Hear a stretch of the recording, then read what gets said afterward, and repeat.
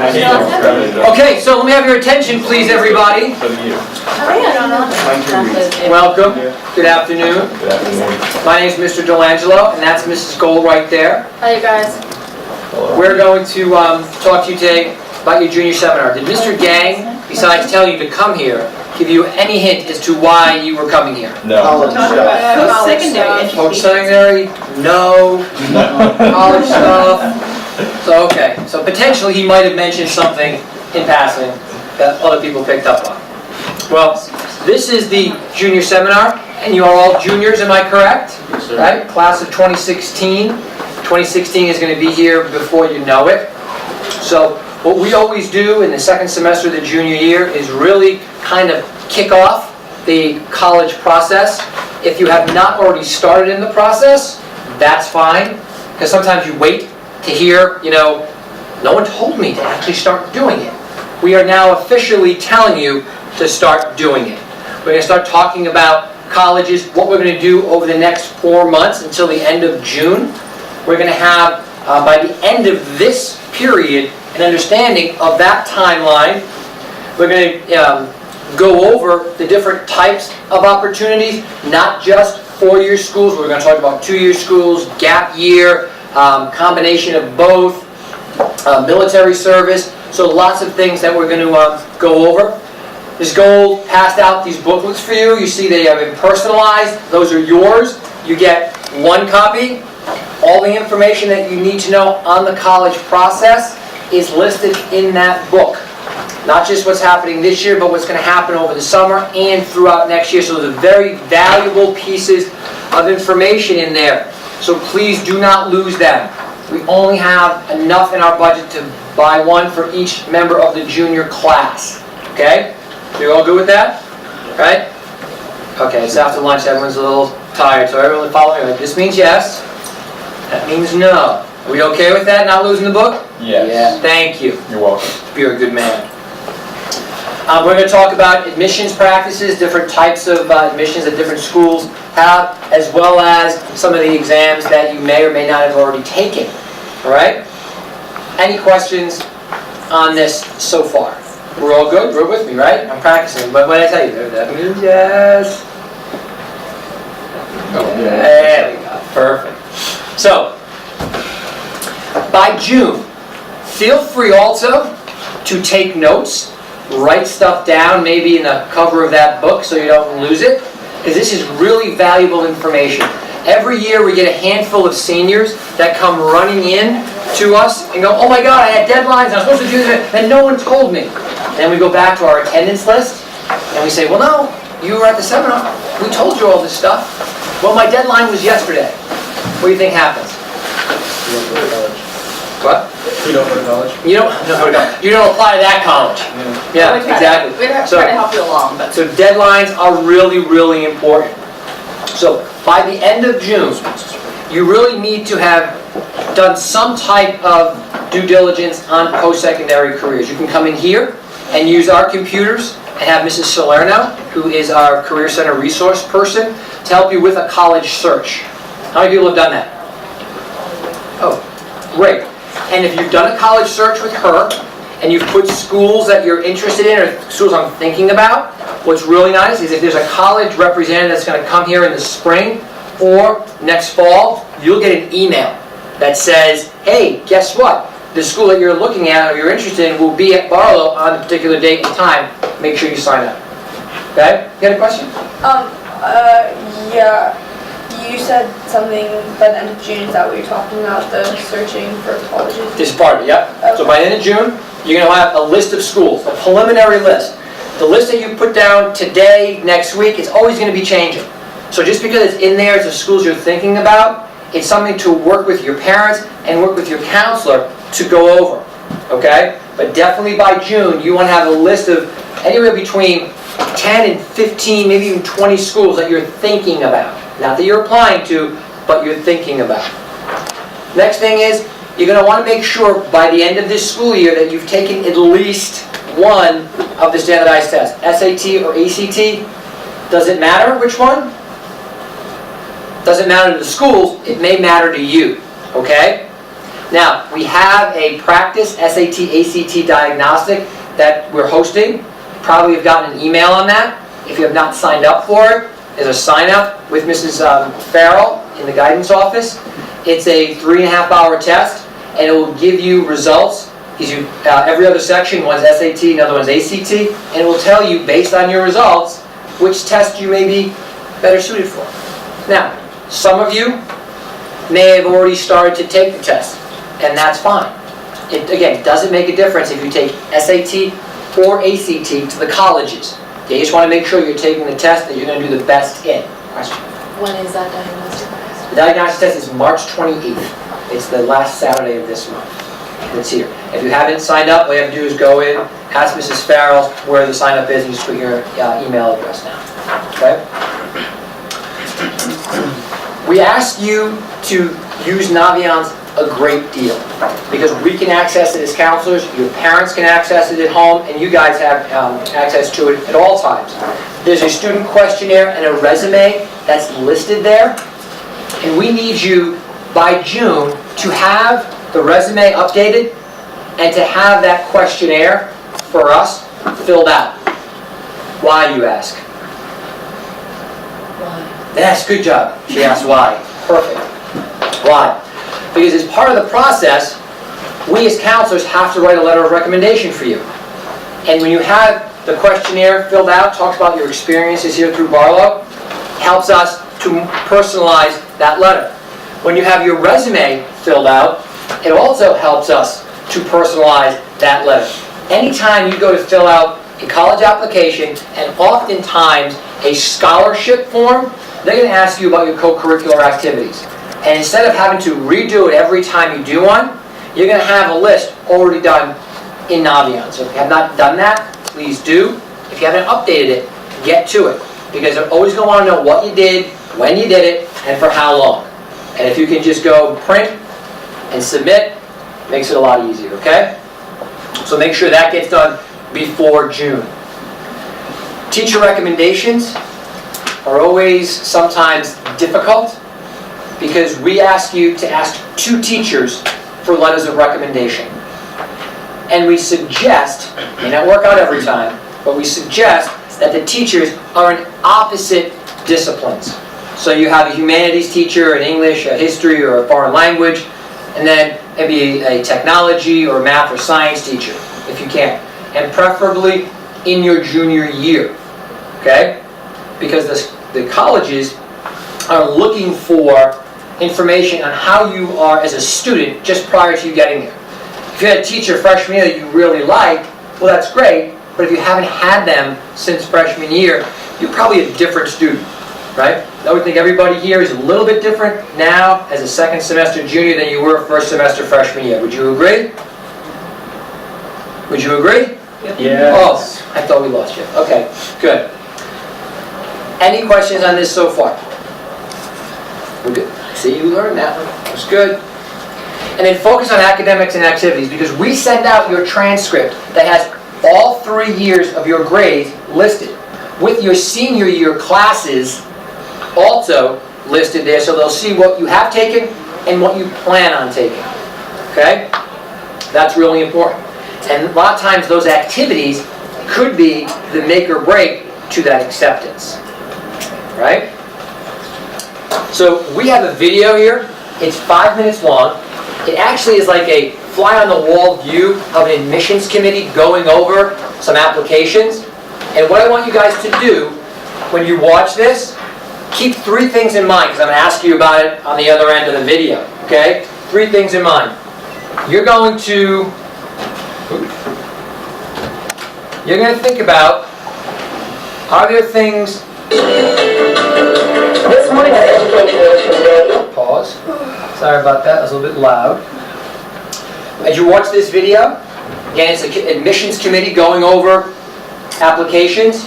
I want you to think about, 1, was there stuff on there that you already knew? Yeah, I knew all about that in the college process, that's cool, right? 2, something on there that you thought you knew, but now that you heard it from them, you may have been mistaken, okay? And the 3rd thing I'm going to ask you is, Was there something on that video, information that you got that's new to you, that was shocking to you? Or that was like, wow, that's really different, okay? And for those of you who haven't written that down yet, I also have it right here. So you keep those key points.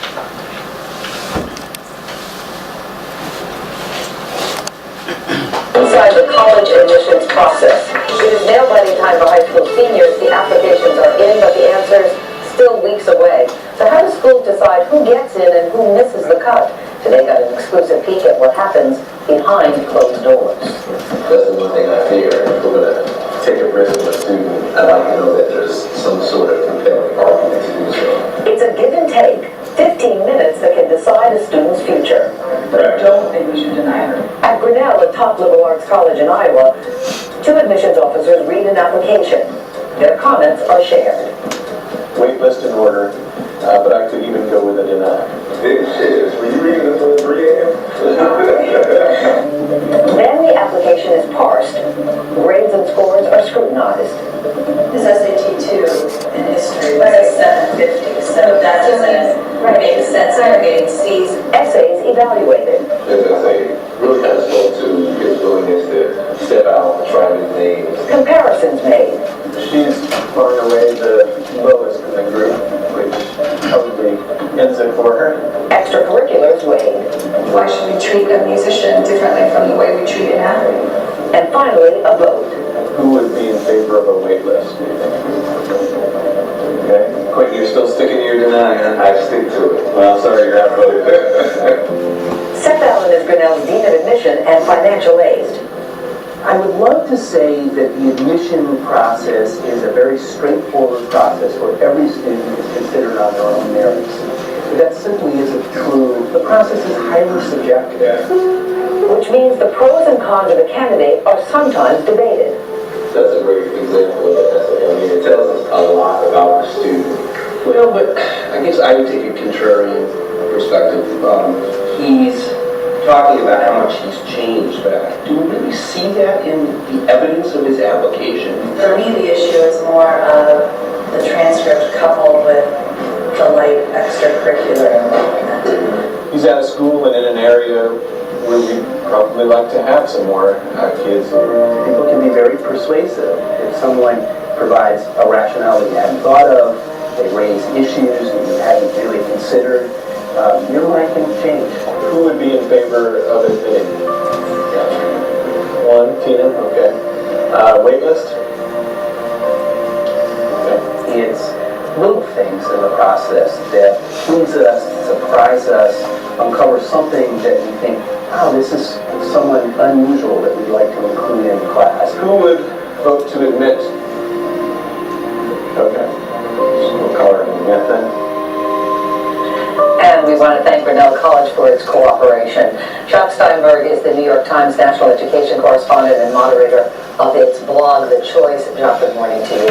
I got nervous just watching that. It took me back to when I was a senior in high school because you never do get over that feeling. And is that the way the application process works pretty much at all schools across the board? Yeah, Grinnell uses a template that exists at about 50 or so highly selective schools that, deny probably more students than they accept. And it's a very, very involved process where there's scrutiny of every sort of aspect. But they said something there that might make students feel a little better about the process in the sense that it is subjective. It's really not a referendum so much on the kid as it is maybe what the college needs at that particular moment.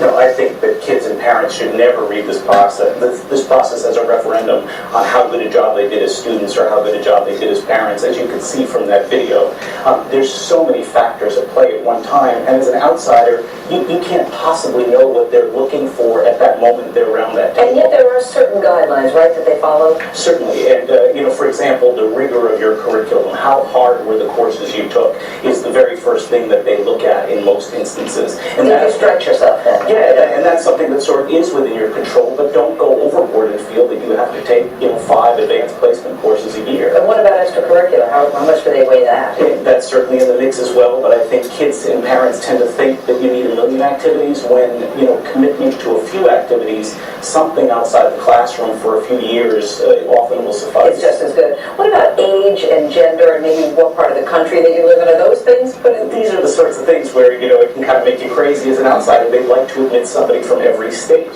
So if you're lucky enough to be the kid applying from North Dakota, that might give you an edge. But gender is certainly important. They're very upfront about the fact that racial and socioeconomic diversity is important. How, as an outsider, could you possibly figure out whether you're going to get it or not? Exactly, but the essay, again, you're listening to those folks in that room, is so important. And then for one kid, it worked against the child, actually, the essay, because it didn't match with what they were looking at in the transcript. But again, you can't know what they're looking for. Right. I think the essay is one of those things that's within your control. How can you come alive as a person in a way your test scores and grades don't make happen? So for high school junior watching this now, what's the takeaway here? I mean, it's a crazy thought, but if you can't control this process and you can't out-strategize it, maybe it's counterintuitive, but can't you relax a little bit and sort of be yourself and just put yourself out there and let the chips fall where they may? Well, easier said than done, but hopefully this will calm some kids down, John. Thank you so much. Thank you. So, remember the three questions? What were the three questions I asked? I knew, I thought I knew, and I'm shocked. Nice. I knew, I thought I knew, and what's shocking? Thank you, Mr. Bishop. So, who wants to help me out here and tell me something that you already knew? Yes. Race is a variable in play. Yep, race is a variable in play. Exactly right. The college campus is an ecosystem. It's a society, right? So they want to try to represent as much of the society as they possibly can. Where you're from? Where you're from? Like, yeah, from the country. Like, if you're in Connecticut and you want to apply to California, it might be better than someone in California to apply. Right. Yeah. Because again, as the guy said, right, they want everyone from every state they possibly could. So numbers will tell you that 80% of students are going to apply to schools that are within a 3 to 5 hour radius of where they live. So what does that mean for you guys? Think about it. Let's think of the map, right? Where we are in Connecticut, we draw a circle, 3 to 5 hour radius. Mr. Vinovat. Probably somewhere around, going down south, maybe somewhere between Washington and Philadelphia. Going up, maybe UVM is the top. Vermont, right? And then out a little past New York, like western New York, right? So when you think about that statistically, you draw that circle and you say, well, what types of colleges are in that 3 to 5 hour radius from Connecticut? Tons. Exactly. The highest concentration in the country is in this corridor right here. Next question. Where is the largest population centers in this country located? Over here. In that same circle. Right? So you gotta think about that. So if you're not fond of the cold and you're looking to get a little warm or go out west, that may be a positive, right? But just know going in, as they said in the video, it's not a referendum on you. It happens to be what's happening that year. Okay, how about something that you thought you knew, but then were corrected? Helen. I was a little surprised when he said the first thing they look at was the classes you took and how hard they are. I thought that would have been something else. Okay, good. Scott? I was really surprised at how thoroughly they connected all the different pieces of the puzzle. Like there's just that one thing that seems to stand out is the essay, and they basically turned them and said, well, this isn't you. So now makes you think like you have to write the essay. It has to match everything else, or else they're going to think, okay, this isn't truthful, this isn't right. Yeah. So was that shocking to you, or just what you thought you knew? Well, do you have something shocking to you? I thought that all those things, I didn't think they connected as much. Got it. And they turned out to be really connected. Yeah. So now, keeping in mind what he said, that Grinnell is a small liberal arts college, right? So it's highly selective. So they have this committee of people sitting around because they don't have huge numbers. If you're thinking about larger state schools or schools with larger populations, oftentimes they don't use the committee. They'll do the admissions rep for the region, gets the first read, and then maybe a second reader. And if they agree, then that's the decision. If they disagree, it will go to like the the chairman of the department or the director of admissions. In other schools, the reader is the yay and nay. So when we have admissions rep come here and you guys sign up for them and they sit in front of you, chances are, That's the person reading. exactly, that's the person reading your application. So it's good to make some really good impressions, right? What could some good impressions be when they're here? Dress nicely. Yep, dress nicely. Smile. Smile, right, exactly.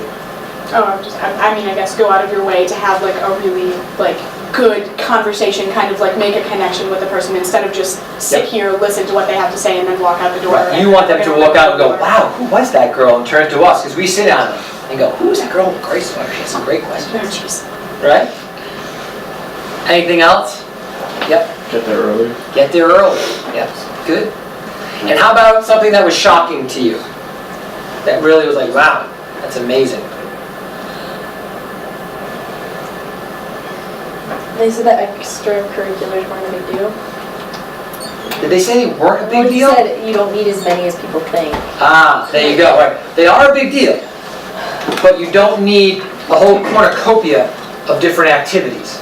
Right? You don't want to put down 11 different things because you know what they look at when it comes to extracurriculars?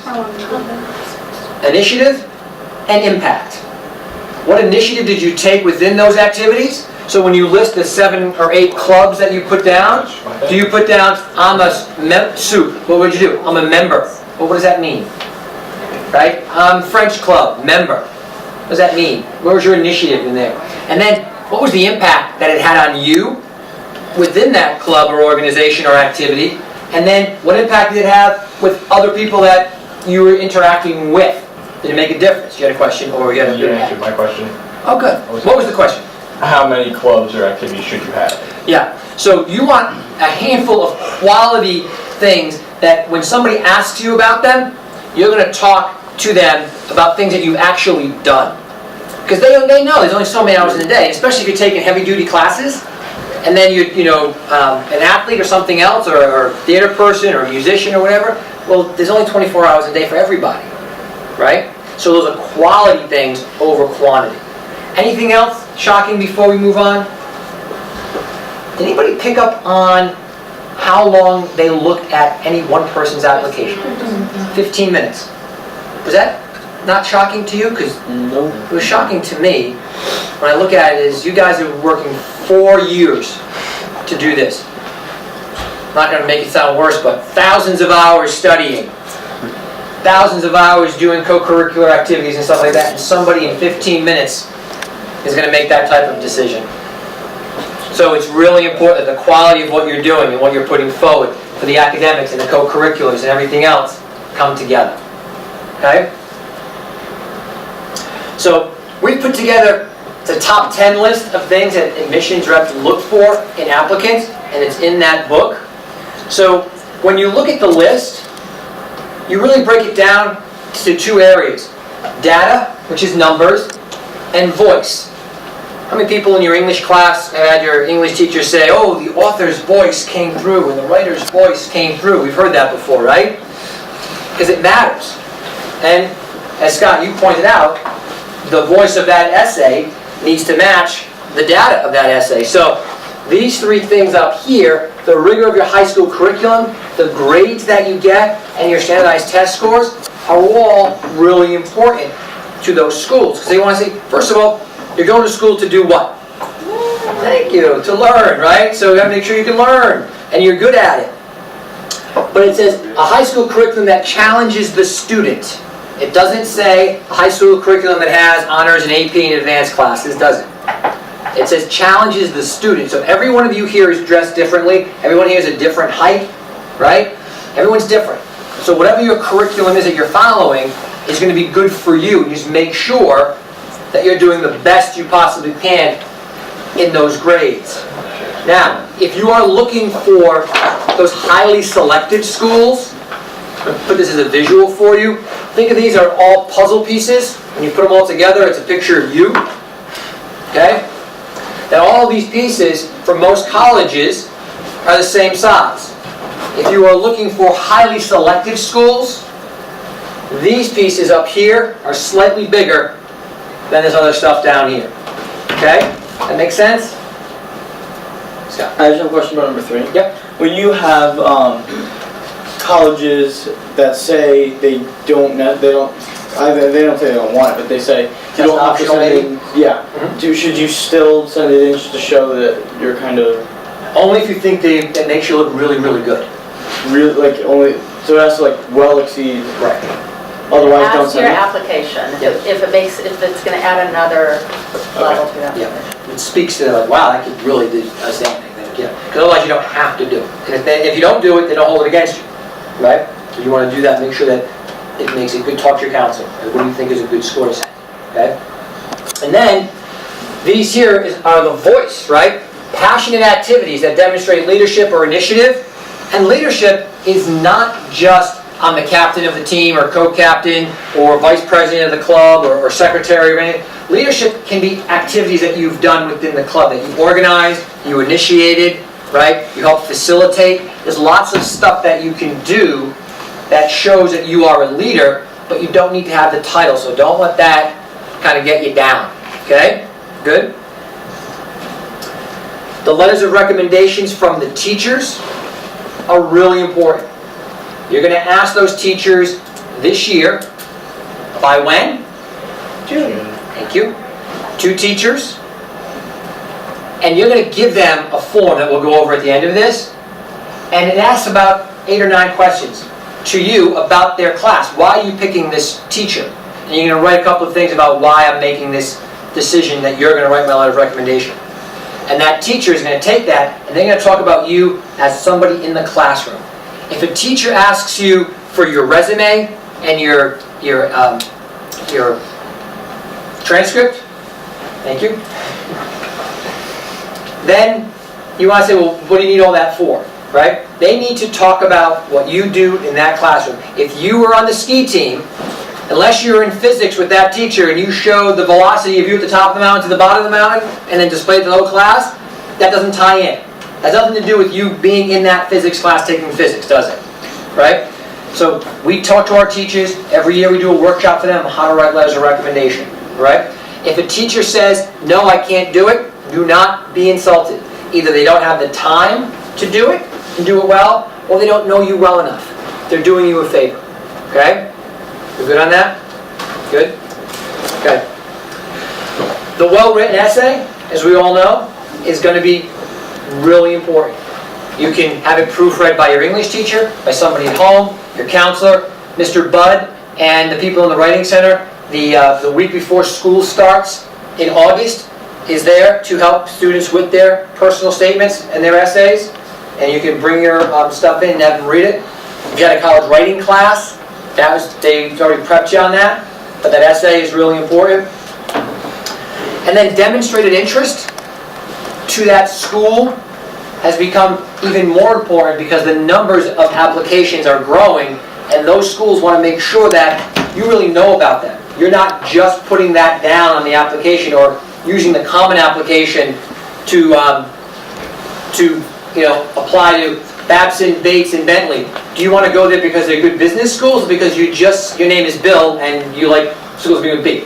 They want to know that. Do colleges get to see like the other schools that you've applied to? Yeah. No. They do not. They do not. They may ask you, you do not have to tell them. Okay? Because it's almost irrelevant. But you don't have to tell them. Any questions on this before I go to the next slide? We're good? Here's a question. Yeah. When it comes to letters of recommendation, what about letters that aren't from teachers? Great question. Oh yeah. Letters that aren't from teachers, Well, so they become. coach, an employer, the rabbi, the minister, your priest, internship people, stuff like that. And people will ask all that kind of stuff, right? What we say is this. We're sending 2 teachers and your counselor. Outside recommendations are going to be at your discretion, but really talk to your counselor about the purpose of that letter. Is it really going to add to your application? If it's your priest that says, oh, I know little Susie and she's so sweet, she comes to church, once a week, but there's really no substance What to if that. it's your like employer that you've worked for through your whole high school career? That's significant. That's significant. Okay? See that? Now she's like, ooh, I should do that. And I should do that soon, just Right, in yeah. case, just in case the end is coming. Right, and then, exactly, you're planning something that we don't know. No, So, I meant like for the- sanctified. For the outside people, you're gonna put together the envelopes for them with the names of the schools, right? Address them with a stamp, so they don't have to do all that, and they're gonna send it out. You don't see the letters of recommendations that we write for you, just so you know. What if Okay. they write bad things? They, if you've picked them correctly, remember, they would say no if they don't know you well enough, they don't think you're gonna do a good job. Still. Okay? Because every teacher takes about 2 hours to write a letter of recommendation.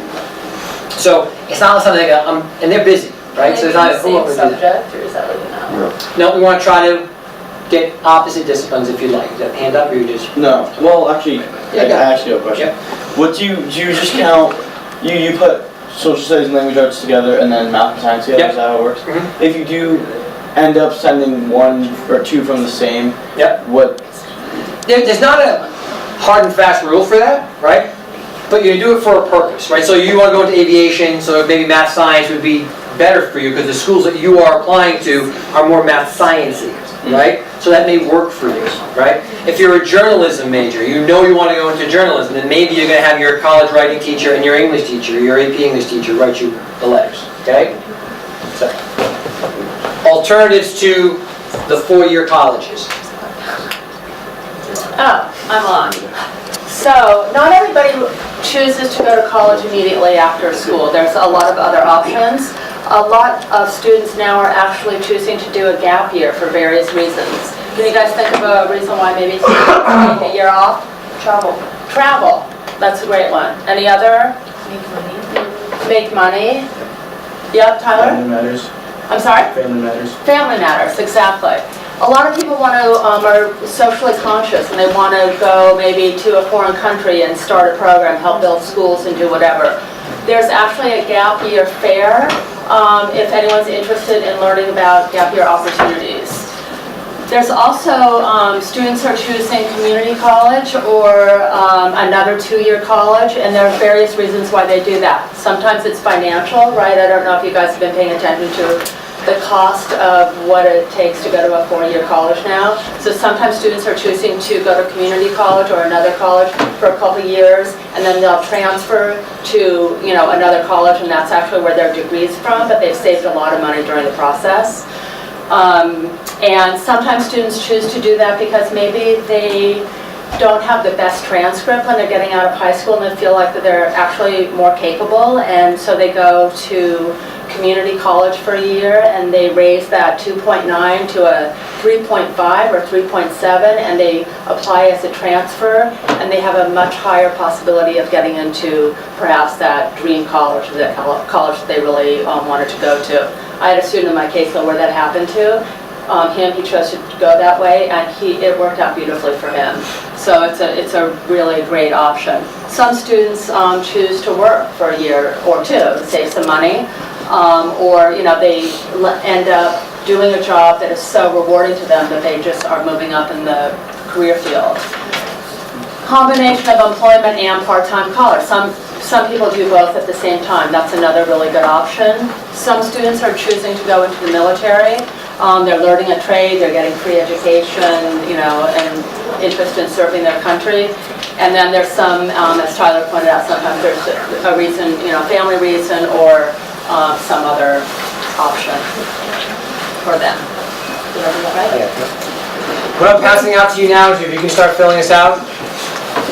So there's a lot of different ways to do additional research on what we've been speaking to you about today. Mrs. Salerno, who is in the Career Center, she's a wealth of knowledge and resources. Naviance, which you guys are familiar with, we want to get you on more and more, but you can do a college search, a college match. You can look at your career interests to help you kind of figure out what majors might be interesting to you. There are lots of different resources on the web. On the Joel Barlow counseling page, we have a lot of links that you guys can look at. In Like Me is another great resource. college fairs. We have a college fair coming up very soon, March 24th. I hope you guys come. We're going to have a lot of reps there. And then personal resources. Talk to friends, talk to family, talk to your counselor. For sure, we have a lot of information that we want to share with you, because everyone knows somebody who's been to college, or when the reps come, that's a really great way for you to learn more about a particular college. Okay? So another great way to learn about schools is to visit campuses. How many people here have visited a campus already? Great. And then April's another opportunity to do so. If you're going to visit a college at any point in time and it's during the school week, it's an excused absence. Okay, so just make sure you call it in ahead of time. You're responsible for all your work and things like that, and you can go. When you do go to a college for a visit, make sure you sign in so they know you're there. That shows demonstrated interest. Also, too, you may want to get in touch with the representative from that school for our school here and see, especially if you know your major, if you can sit in on a class the day you're there. That really shows some great demonstrated interest. For the people who raised their hand, there are a lot of them that have already gone on visits. What would you give as advice to people who have not gone yet? Or what did you find out that now that you'll do differently next time? Yes? Dress warm, because there's usually a lot of walking outside. Yes, that's great, absolutely. Anybody else learn something that they want to share? Ask questions specific to your major or what you want to go into. Great, yep. Because there'll be other people asking questions, and they may not be, there for the same thing you are. So you're there, your time is just as valuable. So great. Yep. Take it seriously. Absolutely, yeah. Take it seriously. Good. So if you are an athlete, the NCAA Clearinghouse is something you need to know about. You need to go on that website, ncaaclearinghouse.org, and sign up to be eligible to play Division I and Division II sports. You need to send in your standardized test scores and a copy of your transcripts. So that stuff you can talk to your counselor about. Mr. Santangeli and I will be doing an NCAA night for athletes as well in the spring. Yes? What, is that where you get your eligibility number? Correct. Yep. Can you get that before you've taken SATs? No, they need to see your standardized test scores. So what, You can't be eligible until you get there anyway. You have to be eligible during the recruiting process. Yeah. The earlier you start, the better. If you're being recruited, they want to know. Yeah, they've asked, but I haven't taken SATs yet, so what do I do? You're going to take the SATs. Yeah. And chances are you're going to do fine. So don't worry, you say I'm in the process. My first SAT is when? March 20th. So as soon as you get it, on March 14th, you're going to be there and say, where do you want your score sent? And make sure that one of those scores is NCAA. Yep.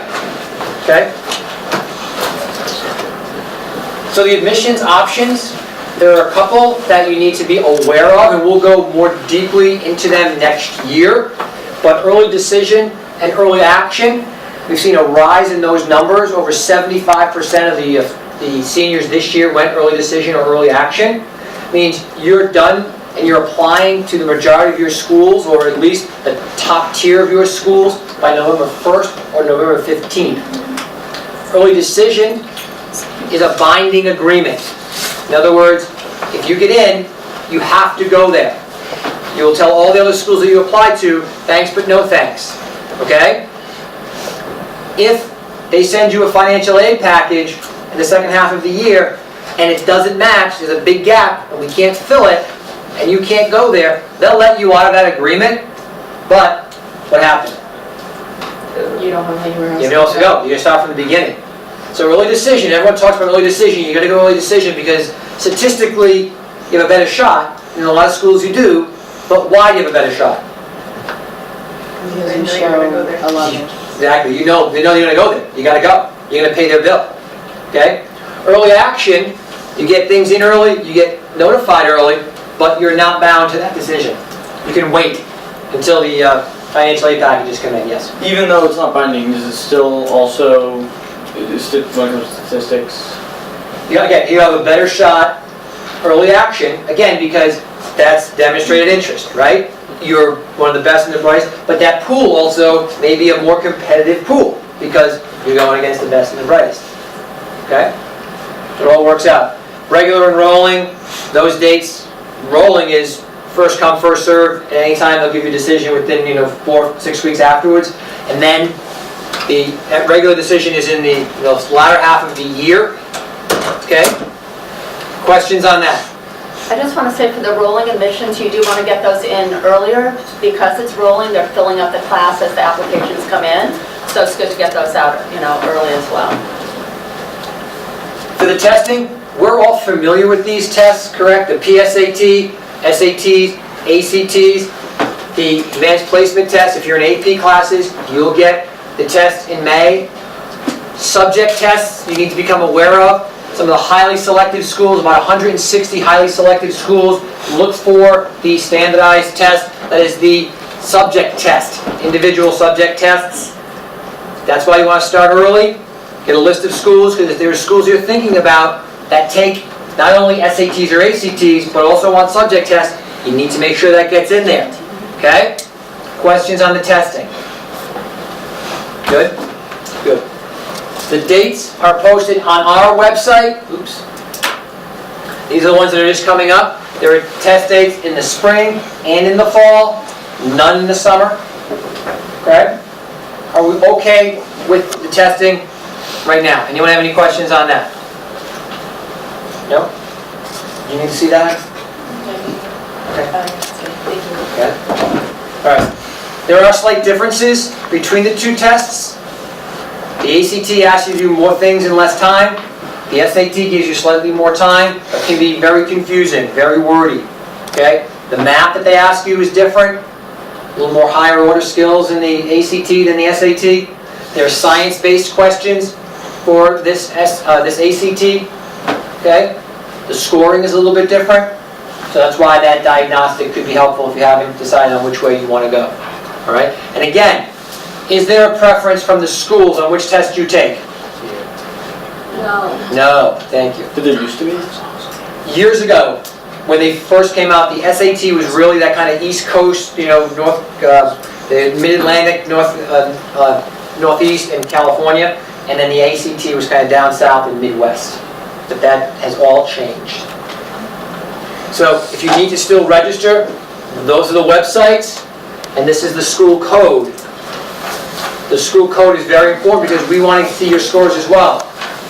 If you don't put the school code down for your testing, we don't know what you got, we can't help you, and we can't put that in Naviance. How many of you have used Naviance and went to a school and used the graphs on those schools? Anybody? Right? Now, we've updated your GPA, just so you know. Okay? You guys leave the forms on. Oh, wait, can you go back to the folder? Oh, yes.